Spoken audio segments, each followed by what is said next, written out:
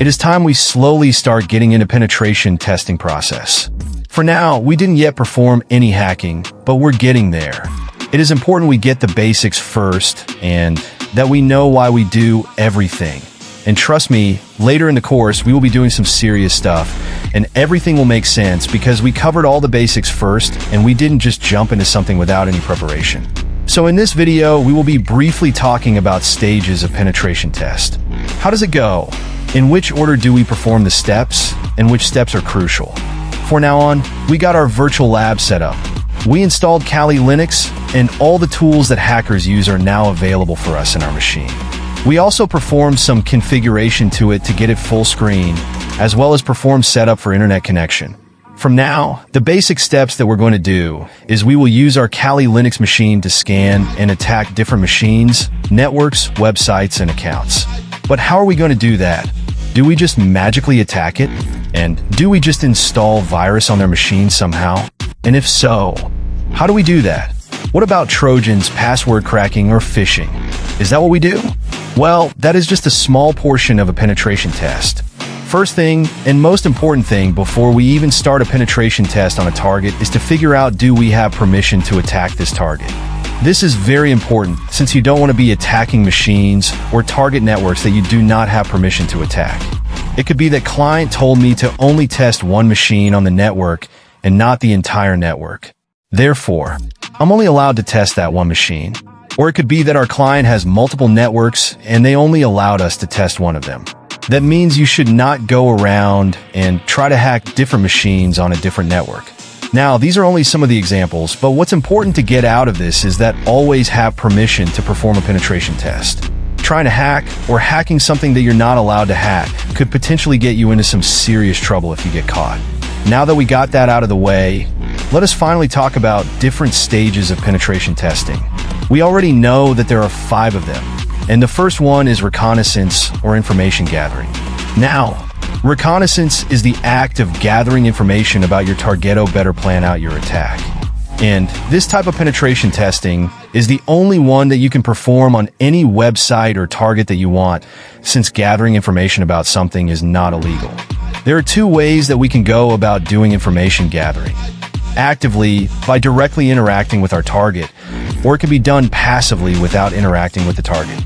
A simple example of this would be, let's say, you want to gather information for Facebook, and you would do it actively by visiting Facebook page and getting all the information that you can from the Facebook page itself. While passively, it would be if you went to some other website that talks about Facebook, and you get information about Facebook from that other website. This would mean you never interacted with Facebook, therefore you performed a passive information gathering. After this step comes scanning. Here is where you can start getting in trouble if you do it without permission. Scanning is a deeper form of information gathering, using technical tools to find openings in the target and in the systems that you're attacking.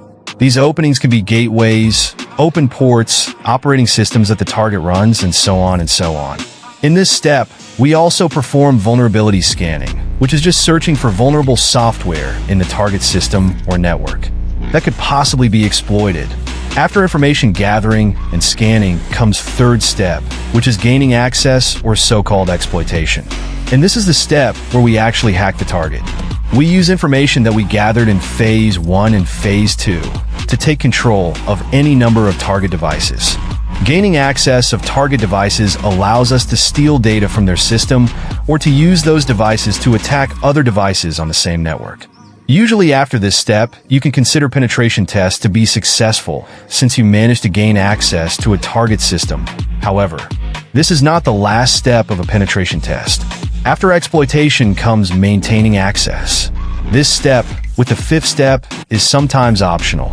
You might not need to always perform last 2 steps, since client might only care whether their system is penetrable. Therefore, you prove them it is after the 3rd step, if there was a vulnerability, of course. However, maintaining access is also an important step, and it is commonly done by installing backdoors and planting rootkits. What a backdoor and rootkits are simply programs that will allow us to gain access to that target whenever we want without the need to exploit it again. We just connect to the backdoor that we planted in the target system, and there it is. We are again on their machine. And last step of penetration test is covering tracks. Recovering tracks is simply removing all evidence that an attack ever took place. This can involve deleting or hiding files, editing logs, or basically reverting any changes that you did to the system while the attack took place. Okay, so these 5 steps are the entire process of a penetration test, and we're going to cover them in great detail throughout our course. Keep in mind that these steps should be performed in order. And one more important thing is, in case you're a beginner, you might think that the 3rd step, which is exploitation or gaining access, is the most important step of the process.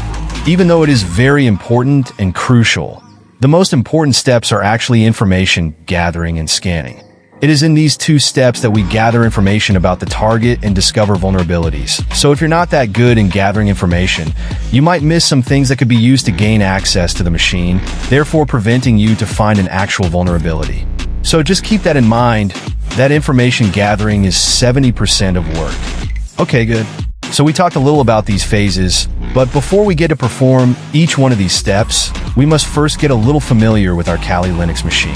Oh, in the next few lectures, we're going to get into details about terminal and some of the commands we can run and execute with it. See you there.